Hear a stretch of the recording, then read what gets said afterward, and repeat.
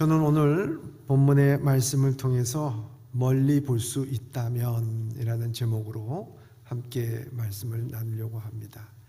멀리 볼 수 있다면 참 중요한 것 같습니다. 야고보 사도는 우리의 인생을 이렇게 말합니다. 잠깐 보이다가 없어지는 아침 안개와 같다라고 말합니다. 인생의 덧없음과 불확실성을 강조하면서 내일을 알 수 없는 인간의 유한함에 대해서 안개가 해가 뜨면 사라지듯이 생명도 짧으니 겸손하게 주님의 뜻을 구하며 선을 행하고 성실하게 살아가야 된다는 교훈을 줍니다. 짧기도 하고 빠르기도 한 것이 인생입니다. 25년도 엊그제 시작한 것 같은데 벌써 마지막 주일을 맞이하지 않습니까? 지난 세월을 생각해 보면 잘 살았느니 못 살았느니 이런 것 말고요, 순간순간 우리가 하나님의 은혜로 살아갔다는 것 밖에는 대답을 할 수가 없는 것입니다. 순간순간 견디기 힘들고 마음이 불안하여서 마음 들 곳이 없어서 온 밤을 하얗게 보낼 때도 있고, 때로는 설레는 마음으로 손꼽아 기다리며 시간이 왜 이렇게 더디 가나 느낄 때도 분명히 있었습니다. 이게 꿈인지 생신인지 분간 못할 정도로 기쁜 날도 있고, 여기가 좋사오니 하면서 즐거워하는 일도 있었고, 조급한 마음과 아픈 마음과 슬픔의 시간을 맞이할 때도 있었을 것입니다. 그럼 우리가 자동차를 타고 모르는 목적지를 갈 때 우리는 내비게이션을 틉니다. 근데 내비게이션을 틀어서 서울에서 부산까지 찍고서 맨 처음에 나타나는 화면에 보면은 이 길이 일직선상으로 이렇게 보여요. 그런데 안내 시작을 누르기 시작한 다음부터 그때부터 어떻게 됩니까? 좌회전하세요, 우회전하세요, 고가도로 타세요, 옆길로 가세요. 계속해서 돌고 돌고 굴곡이 많은 그런 길을 가게 되는 것입니다. 겉으로 보기에는 직선 같지만 실질적으로 갈 때는 굽이굽이 돌아가는 것입니다. 인생도 저는 이와 같다라고 봅니다. 멀리서 보면 직선이에요. 그냥 가는 것 같아요. 근데 가까이서 가보면요, 하루도 아침에 웃었다가 저녁에 눈물 흘리는 날이 있는 굴곡 많은 인생이 우리의 인생이라 말할 수가 있습니다. 우리 한국 현대사도 한마디로 얘기하면 질곡의 역사다 이렇게 말합니다. 질곡이라는 것이 수갑과 착고를 합쳐서 만든 말입니다. 몸과 마음을 묶어서 자유롭지 못하고 몹시 고통스러워서 어려운 시간을 보내고 있는, 시대를 보내고 있는 것을 얘기할 때 질고의 시간이다 이렇게 말합니다. 또한 개인이 불행과 가난과 억압 등으로 인해서 다양한 고난을 퍼가는 것입니다. 우리나라가 일제강점기와 한국전쟁, 그리고 분단과 보릿고개와 독재 등을 국민들이 겪었을 고통스럽고 억압적인 시기를 말하기도 합니다. 인생은 질곡 그 자체였다는 말도 개인적으로 겪는 가난, 질병, 불행 등을 벗어나기 힘든 시련이 계속된 삶을 표현하라고 말할 수가 있습니다. 그런데 우리가 지난 1년을 돌이켜보면은 분명히 그러한 질곡의 역사도 있었을 거예요.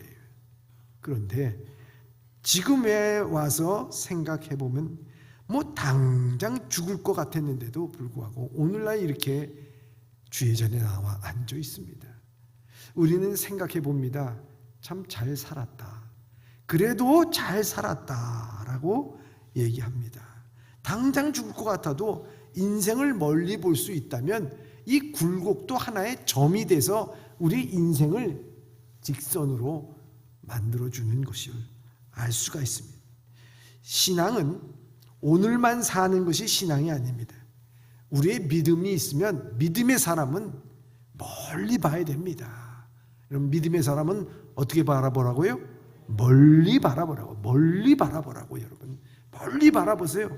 아브라함이 하나님의 약속을 받고 당장 내일을 생각했다면 그는 이 믿음을 지켜나가지 못했을 거예요. 그렇잖아요.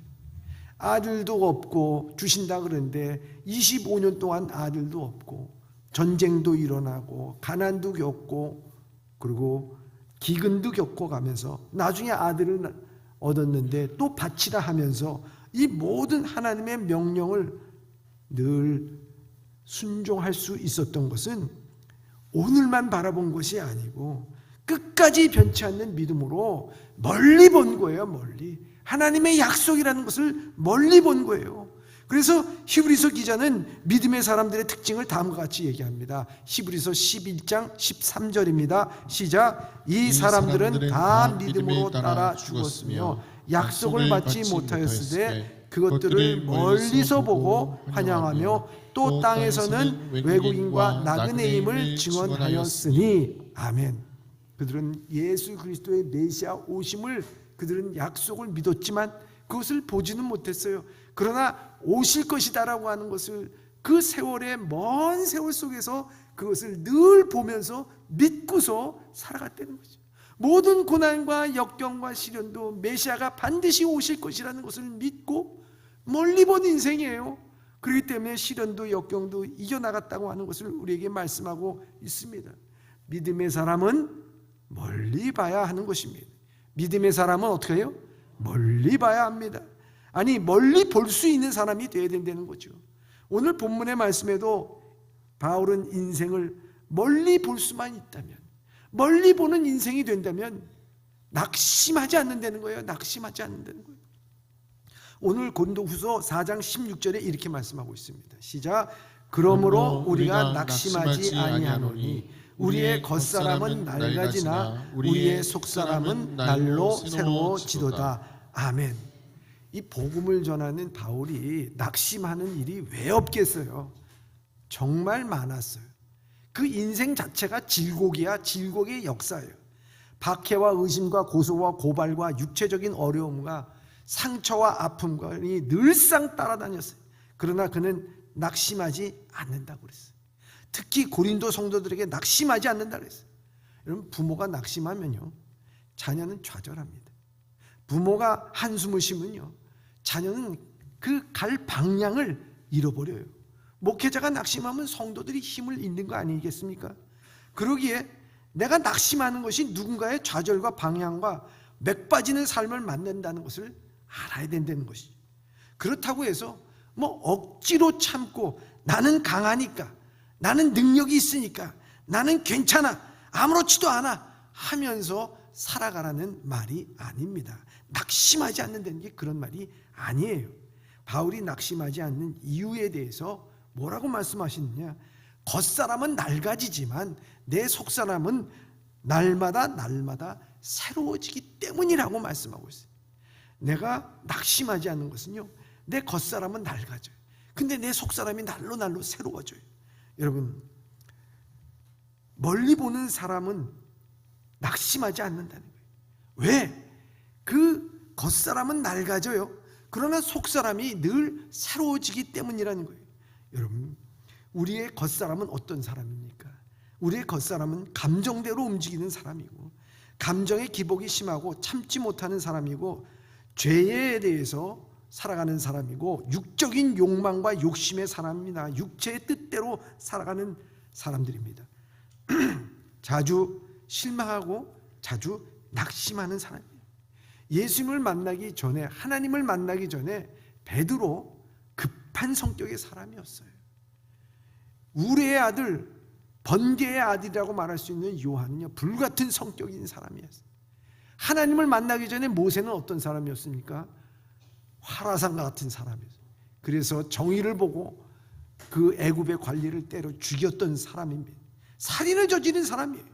근데 이런 사람들이 예수님을 만나고 나서 어떻게 됐습니까? 하나님을 만나고 나서 이런 육체적인 욕심과 정욕과 또 자기의 그 절제되지 못하는 그 욕망과 힘과 이 모든 것들이 점차 낡아지기 시작합니다. 힘을 쓰지 못해요. 점차 그것이 자기로부터 떠나게 됩니다. 그리고 그 속심령이 새로워지기 시작합니다.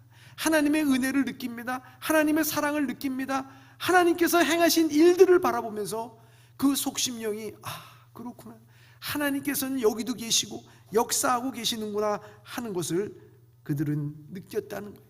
그래서 속심령이 날로 새로워졌기 때문에 이제는 겉사람은 날로 후패해지고 낡아져서 없어진다고 하는 그 말씀을 하고 있는 것입니다. 고난을 당하는 사람 가운데 네 부류로 나눌 수가 있다는 겁니다. 첫째는 고난당하면 좌절하는 사람이 있어요. 불평과 원망에 빠지게 되는 거예요. 이 좌절은 나는 안 되라고 얘기하는 그런 사람이 있어요. 극복형이 있어요. 뭐냐면 나는 항상 이길 거야. 나는 항상 이겨. 나는 강해. 그러면서 나가는 사람. 자기 의지적으로 나가는 사람. 세 번째는 수용하는 사람이 있습니다. 그래, 이 고난에 대해서 그것을 받아들입니다. 아, 내가 고난당한 것이 내게 유익이라 이로써 주의 율례를 배웠나이다. 고난을 항상 자기의 자양분으로 삼고 하나님 앞에 맡기고 그 토로하고 하는 그런 형입니다. 네 번째는 회피형이에요. 회피형, 부정형. 고난이 온다 그러면 미리 다른 곳으로 대처하려고 그러고 회피하려고 그러고 도망가려고 하는 사람이라 하는 것입니다. 사랑하는 예봄의 성도 여러분, 여러분들은 고난을 당할 때 어떤 유형의 사람들입니까? 멀리 보는 사람들은요, 회피형이 아니에요. 극복형도 아니에요. 좌절형도 아닙니다. 그것을 나의 자용분으로 삼는 거예요. 그래서 고난이 어떤 것인가, 그 고난의 자체가 중요한 게 아니고요, 그걸 어떻게 우리가 반응하느냐에 따라서 결과는 천양지 차이로 달라진다는 거예요. 고난이 있는 사람, 똑같은 고난이 와도 어떤 사람은 그 고난을 통해서 더 깊은 신앙의 세계로 들어가는 반면 어떤 사람은 고난이 오면은 그것에 대해서 좌절하고 낭망하고 회피하고 그러는 사람들이 있다는 것이죠. 상담 심리학자 레리 크립이라는 사람, 이 사람이 신앙인으로 50년 동안 상담 사역을 했어요. 귀한 일. 그분의 책 하나님을 신뢰한다는 것에 보면은 그 사람이 60대에 암병에 걸렸어요. 그 암 투병을 하면서 그는 고난에 대해서 명쾌하지는 않지만 한 가지 중요한 사실, 분명한 사실을 가르쳐줍니다. 그것은 뭐냐? 하나님은 고난이라고 하는 방법으로 우리가 예수님을 닮도록 제자 훈련 시킨다는 것이, 이러한 견고한 신앙으로 본인도 암과 싸우면서 우리가 이해할 수 없을 때 하나님께 더욱 전율하고 신뢰하라고 당부합니다. 우리가 살아가면서 이성적으로 이해되지 않는 일들이 너무 많이 벌어지잖아요. 그렇잖아요. 그 일들 앞에서, 그 고난 가운데서 하나님을 더욱더 신뢰하면서 예수님의 제자로서 제자 훈련을 받는 거라는 거예요. 고난은 제자 훈련이라는 거예요. 그 제자 훈련을 받아 나갈 때 어떻게 되겠습니까? 우리의 속심령이 날로 새로워지는 거예요. 이 서로 속심령이 새로워질 때 우리는 낙심하지 않는다는 거죠. 그렇기 때문에 신앙을 멀리 보는 사람들은요, 결코 낙심하지 않고 그 속심령이 새로워진다고 하는 것을 말하고 있습니다. 바울도 사도행전 14장 22절에 이렇게 말씀하고 있습니다. 시작. 제자들의 마음을 굳게 하여 이 믿음에 머물러 있으라 권하고 또 우리 하나님이 나라에 들어가려면 많은 환난을 겪어야 할 것이라 하고. 아멘. 여러분, 믿음에 굳게 머무르라는 거죠. 신앙에 굳게 머무르라는 거예요. 왜?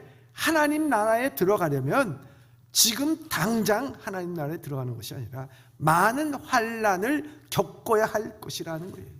많은 환난을 겪어야 할 것이라 하는 것을 말하고 있습니다. 여러분, 우리가 신앙에 좌절하고 믿음을 떠나고 교회를 떠나고 이런 사람들 얘기를 들어보면은 뭐 많이 생각했다는 거예요. 깊게 생각했다는 거예요. 아무리 생각해도. 여러분, 이게 깊게 생각한 것이 사실은 아닙니다. 아무리 생각해도 그걸 생각한 게 아닙니다. 자기의 감정과 자기의 아픔을 이기지 못했기 때문에 그런 거죠. 여러분, 밑바닥에 내려가서 주님께서 나와 함께 하시는 것을 바라보면 오히려 고난이, 오히려 아픔이 나에게 있어서는 자양분이 된다고 하는 것이, 멀리 볼 수 있는 믿음, 그 사람은 속사람이 날로 새로워지는 거예요. 고난과 역경도 우리의 인생의 한 점에 불과한 거예요. 그렇기 때문에 멀리 보면 하나님의 환난을 당하지 않고 있어야 어떻게 하나님 나라에 들어가겠는가, 그 마음을 갖는 것 아니겠습니까? 속사람이 날로 새로워지는 사람은 날마다 그냥 즐겁고 기쁘고 감사한 것들만이 있는 것이 아니라는 거예요. 환난 당하고 역경을 맞이하는 거예요. 그러나 중요한 것은 이 환난을 경한 것으로 여긴다는 거예요. 가볍게 여긴다는 거예요. 고린도후서 4장 오늘 17절에 이렇게 말씀하고 있습니다. 시작. 우리가 잠시 받는 환난이 경한 것이 지극히 크고 영원한 영광에 중한 것을 우리에게 이루게 함이라. 아멘. 아멘. 바울은 이 환난을 잠시 받는 것이라고, 경한 것이라고 해요. 그런데 바울은 잠시 받는 환난이 아니었습니다. 세상적으로 볼 때 예수님을 만나고 난 다음엔 환난의 연속이었어요. 그를 핍박하고 힘들고 심지어 너무 맞아가지고 죽었다고 생각할 때 그 성 밖으로 내치고 말이죠. 마지막에는 로마 감옥에서 생을 마쳤어야만 했습니다. 세상적으로 보기에는 질곡의 삶을 산 거예요. 그런데도 불구하고 그는 환난에 대해서 잠시 받는 환난이라고, 경한 것이라고 우리에게 말씀하고 있는 것입니다. 여러분, 환난 당해보면 알잖아요. 환난이 무슨 가벼운 게 어디 있겠어요? 환난 가벼운 게 없어요. 여러분, 다 힘든 겁니다. 여러분, 그렇지 않겠어요? 잠을 잘 자지 못하는 사람은요, 잠을 잘 자는 사람은요, 그 온 밤을 갖다가 자지 못해가지고 이리 덧치가고 저리 뒤쳐가고 눈 감지 못하고, 그래서 한밤중에도 눈을 뜨고 있는 사람 이해 못해요. 그 고통 이해 못합니다. 건강하여 마라톤을 뛰는 사람은요, 무릎에 물이 차가지고 말이죠, 한 발자국 움직이는 것도 힘든 사람, 아이 힘들어, 그거 고통을 이해하지 못합니다. 그런데 바울은 잠시 받는 환난, 경한 것이라고 말하고 있습니다. 왜 이렇게 얘기했을까? 옛날에 천연두 병이라는 게 있었어요. 그때는 이 마마죠, 마마. 근데 이 마마에 걸리지 않기 위해서 우리가 우두 주사를 어깨에 맞아요. 그렇잖아요. 우두 주사를 여기 어깨에 맞는데 불주사라고 그래 또.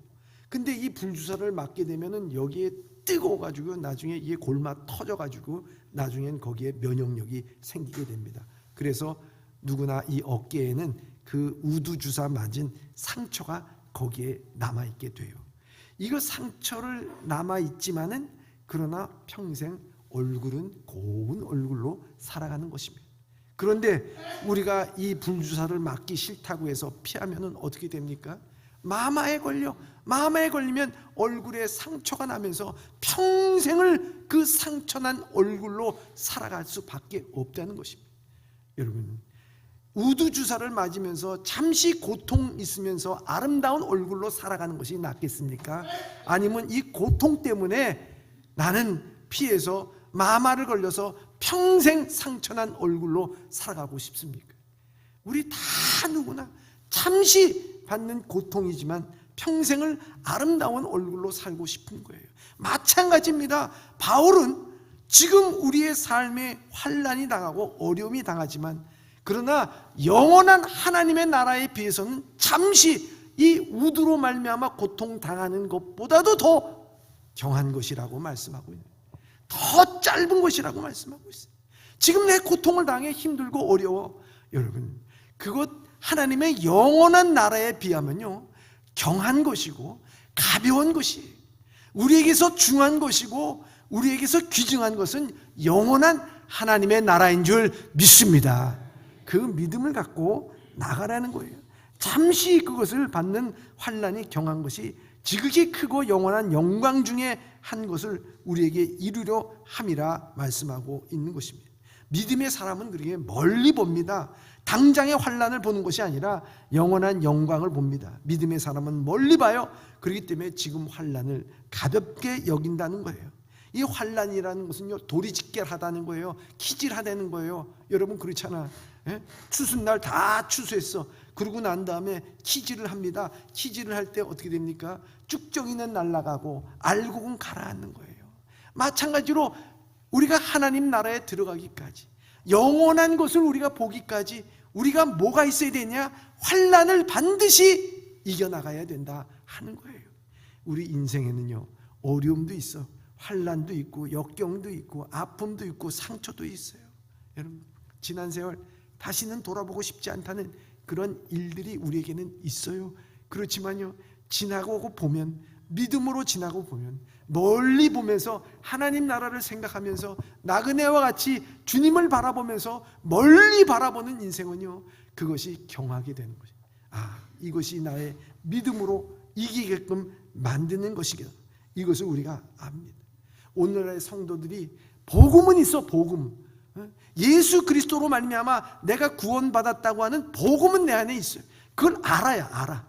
그런데 환난이 없어. 여러분, 성경에 나와 있는 모든 인물들과 모든 성경에 나와 있는 모든 분들은요, 그 신앙생활 하는데 그 삶에 환난이 늘 있었어요.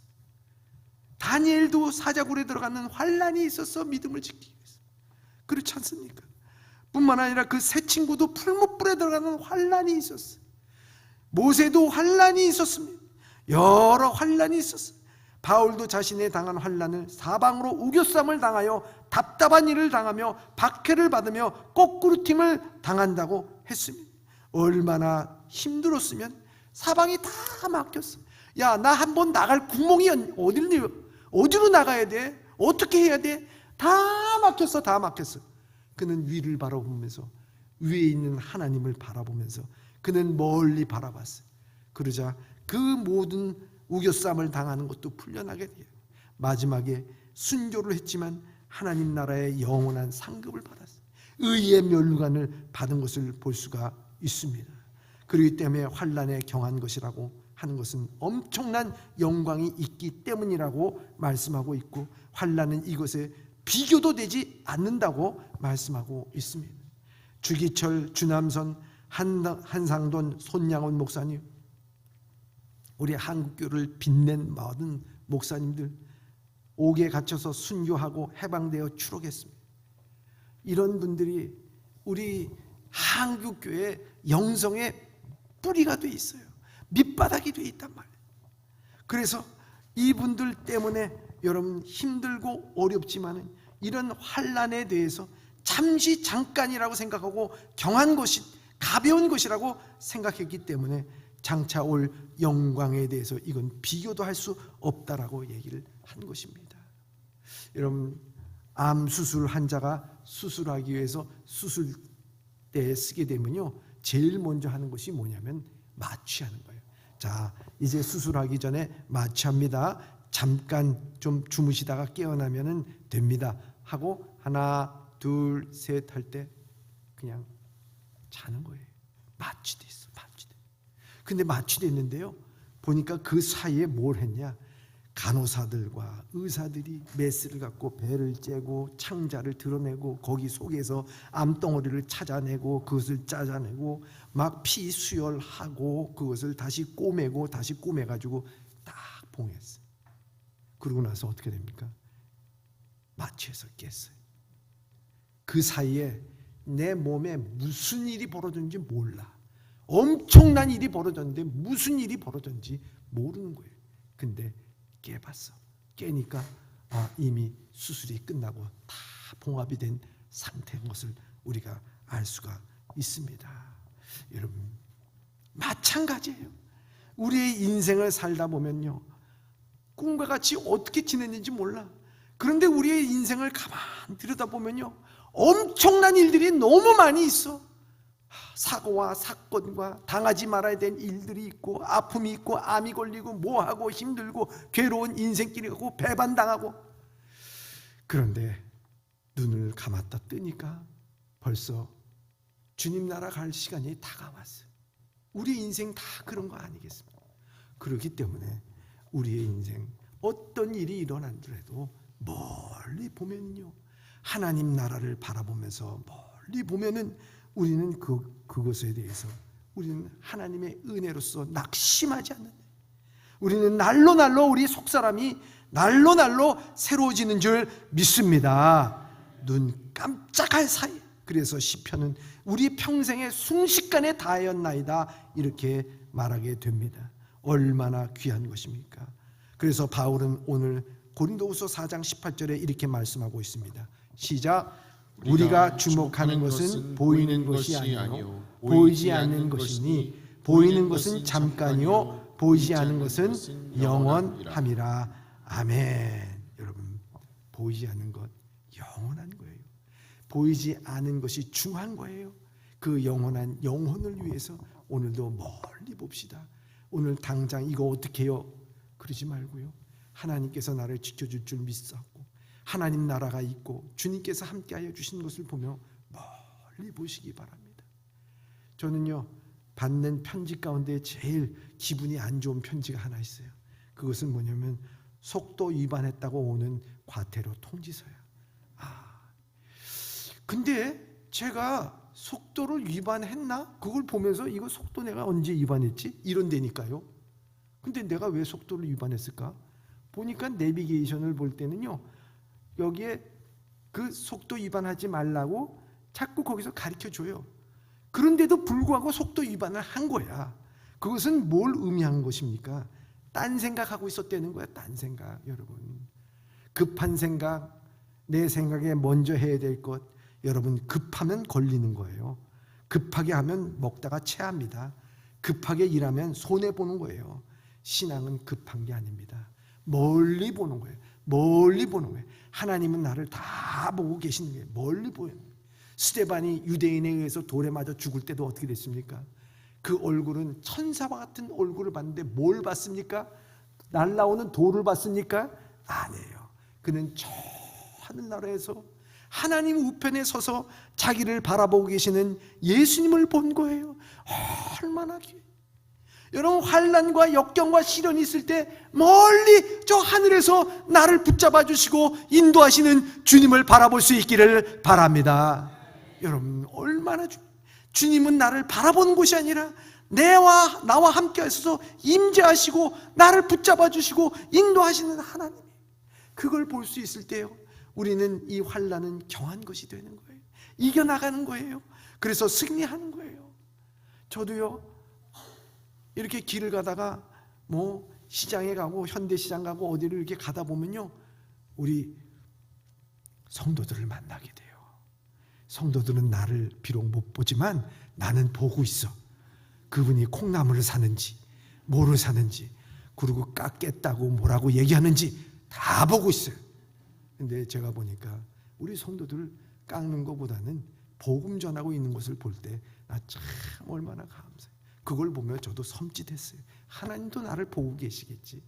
내 역경과 시련이 있을 때 하나님께서는 나와 함께 하시겠지. 없는 것이 아니라 나와 함께 하시고 내 삶 속에 들어오셔서 나를 이끌어 주시는 하나님, 그 하나님을 우리가 믿고 멀리 보면서 주님이 나와 함께 하십니다. 감사합니다. 멀리 보겠습니다. 고난과 역경이 닥칠 때도 주님 멀리 보겠습니다. 주님만 바라보겠습니다 하고 승리할 수 있기를 주님의 이름으로 축원합니다. 사랑하는 성도 여러분, 25년도 어떻게 달려왔는지 하나님의 은혜입니다. 오늘 끝이 아닙니다. 26년도가 어떻게 될지 궁금하기보다는 고난과 역경이 와도 상처와 아픔이 와도 멀리 보시기 바랍니다. 환난에 경한 것이 경하게 여기고 속사람이 새로워지시길 바랍니다. 보이지 않는 영원함을 보고 나시면 보면 하나님이 함께 하심을 깨닫고 나갈 수 있기를 주님의 이름으로 축원합니다. 여러분, 옆 사람과 우리 이렇게 얘기하시기 바랍니다. 눈을 마주치면서 멀리 봅시다. 멀리 봅시다. 네. 기도하겠습니다. 사랑으로 우리를 인도하시는 주님, 지나온 세월 돌아보면 하나님의 은혜였음을 깨달으며 감사를 드립니다. 한 치 앞도 보지 못하면서 마치 다 아는 것처럼 생각하고 행동했던 어리석음을 용서하여 주시옵소서. 잠깐의 고통과 환난과 상처에 일비이해하지 않게 하시고 믿음으로 주님을 바라보며 멀리 볼 수 있는 믿음의 사람들이 되게 하여 주시옵소서. 보이지 않는 영원함을 보며 순간순간 하나님의 은혜를 깨닫고 살아가게 하여 주시옵소서. 예수님의 이름으로 기도드리옵나이다. 아멘.